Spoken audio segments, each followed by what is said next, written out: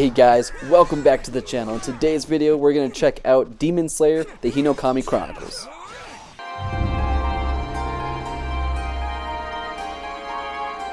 Welcome back everyone, hope you guys are having a fantastic day today. Like I said, we're going over Demon Slayer. This is the first Demon Slayer game called The Hinokami Chronicles. And just a spoiler warning real quick before we get started, this game does go over the first season of the anime and also the movie Mugen Train. So if you haven't seen any of those, I highly recommend go watch those first before watching this video. And without further ado, let's just hop right into it. First off, this is a fighting game. It goes over the main story beats, like I said, from the anime and the whole arc of Mugen Train. And the visuals for this game, they all look really good. I really love the art style. And that's kind of like a Demon Slayer thing too, not just the game, just like the game and the art style together. Visuals all really well. The music was good. I loved the music during the boss fights and the battles, and just like when you're going through like the forest, like searching for little items and memories and stuff. All the music and visuals were really good in this game.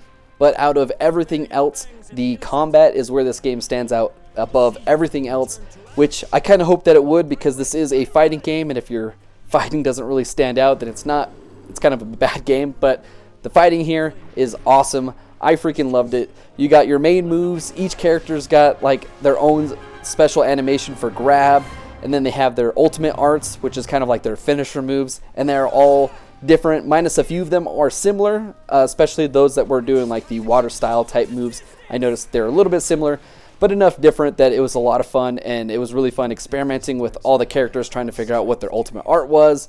And yeah, the combat for this was superb, and that's where I spend a bulk of my time. After I beat the main story, I played a lot of the multiplayer and just kind of experimenting with all the characters and fighting with every different person and trying to find their ultimate moves. A lot of fun. It's real easy to get sunk into the multiplayer in this one. Mentioned this one a little bit earlier, but the boss battles were all really fun, all really intense music. Easily the best parts, other than the multiplayer. When you're just playing like the single player story, all the boss battles, easily the best part of the entire game. Talking a little bit about the multiplayer, they do have a decent roster. Enough characters that, like I said earlier, it was enough to kind of have me experiment with them. There's enough variety that it didn't feel like it was getting boring at times. But with that, there is like a little bit of a caveat with that, is that the roster is decent. Although they have a few characters that I wouldn't consider to be their own character. For example, they had Tanjiro, but then they had like Academy Tanjiro or Academy Zenitsu, and it's basically like he has a broom instead of a sword. And it's like, okay, well, you could have just put that on the skins part, because when you click on Tanjiro or Zenitsu, they have different skins that you can play as, and I don't know why they didn't just add that to that one. Because when you first look at it, you're like, oh yeah, that's pretty decent, but like 4 or 5 of those are technically just reskins of a character that you've already unlocked. With that being said, they did add, so far, 4 new characters since I've played. I think they said that they were going to add 6 total. They've added Ryu, Akaza, and then the Arrow Demon, and then the demon that's got like the 6 arms throwing the balls. All really fun to play with. Actually, Akaza and Ryu are probably some of my favorite characters to play as, along with Rengoku. Now this developer has made the Naruto games before, like the Ninja Storm games. I've been told that the combat for this is basically the exact same game with just a Demon Slayer skin on it. I haven't played those games yet. I'm just barely getting into Naruto and watching it for the first time, so I haven't played any of those. But from what I've played here, I really like it, and I probably will end up checking out those Naruto ones at some point. They do have some mini games in here that I thought were pretty fun. One where you have to explode the gourd, and the other with the cups. Although with the mini games, I do wish that there was more of them. There's not very many. In fact, there's only 2 in the whole game. And they were fun. I liked them. Trying to get that S rank on them was a little bit challenging on the cup one. But I just wish that there was more of those mini games. I don't know exactly what of, but I'm sure that they could have added a few more just to give a little bit more variety. I touched on this a little bit already, but the ultimate arts are hands down one of my favorite parts about this entire game.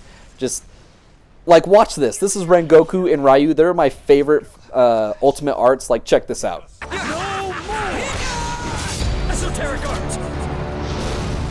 Ninth form! Rengoku!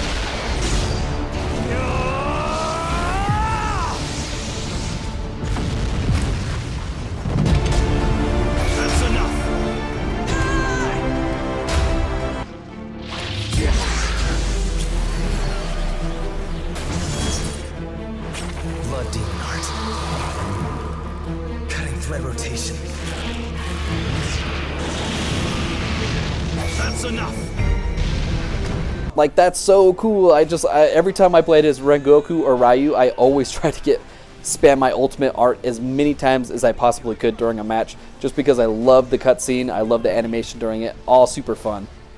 Now, kind of segueing into some of the things that I didn't quite like, a lot of the filler content in the game is pretty lackluster. And what I mean by the filler content, the content where you're kind of walking through the city or the forest or the train station, basically in between big story moments or between big boss battles, where you're searching for memories or more currency to unlock maps, skins, things like that, was all pretty lackluster. It was pretty linear. Actually, it wasn't pretty linear. It was definitely hardcore linear, and it was just kind of boring. I was just kind of trying to hurry and get through that just so I can get to the next boss battle, the next story, just to kind of get it going. And kind of going on along with some of that filler stuff, a lot of Tanjiro's dialogue is exactly the same. And what I mean by that is, like, whenever you talk to like an NPC, Tanjiro starts out with like the same sentence over and over again. And after beating the game, I noticed that when you first start out, like the first couple hours is really front loaded. They added a lot more battles with demons, especially like when you're in the forest during the trial, when you're inside the house with the guy with the drums. I forget his name. But they added a few extra demons in there just to keep more boss battles coming. And I noticed towards the end of the game, it was a lot less fighting demons and a lot more of kind of sitting your controller down and watching the cutscene. And I kind of thought that was a little annoying. I wish that it was a little bit more evenly spread out, at least through the single-player campaign. Kind of going on with what I said earlier, the last couple, like, hour or so, you're basically just watching, especially all of the Mugen Train arc. Literally 90% of it is just you watching what happens. You fight the dude with the eyeball in his hand. Enmu or something like that. I'm drawing a blank on his name. And then you fight Akaza, and that's pretty much it. I thought there was going to be a little bit more with the Mugen Train arc, but like I said, like 90% of it is just sitting there watching it, which was kind of disappointing, to be honest. Now, this next part I thought was kind of more of a nitpicky thing, but I thought it was kind of annoying that you couldn't record at all during the Mugen Train like story beats. I believe you can record during like the Enmu fight, but that's it. You can't record during your battle between Rengoku and Akaza, and you can't record at all during your battle with Rengoku at the end when you're kind of sparring with him and you get like his hilt part of his sword. And I just thought that was kind of annoying because I was like, why? It makes no sense to block it, because you can easily get around that. I could have hooked up my PC and screen recorded it, like, you know what I mean? Like, there's just so many ways around it that it just seemed kind of ridiculous. Plus, the Mugen Train arc has already been out, and Season 2 started, and like the first 6 episodes so far are all Mugen Train, so it's not like you're spoiling anything for anybody. So I just thought it was kind of random and really unnecessary. But all in all, guys, I actually really enjoyed the game, despite, the filler content being a little boring and some of the characters being reskins in the multiplayer aspect. But overall, the combat was super fun. Like I said, the Ultimate Arts is really where I had a fun time. The multiplayer, I spent like 90%. I sped through the single player just to unlock all the characters, and I just played multiplayer the entire time. A lot of fun. If you guys haven't played it yet, I highly recommend it. I had a great time. Overall, guys, I think I would give this game a 7 out of 10. I had a great time. Like I said, combat was great. Boss battles were fun. And just like the Ultimate Arts, everything together was a whole lot of fun. Thanks, everybody, guys, for watching. Don't forget to like and subscribe, and we'll catch you on the next one.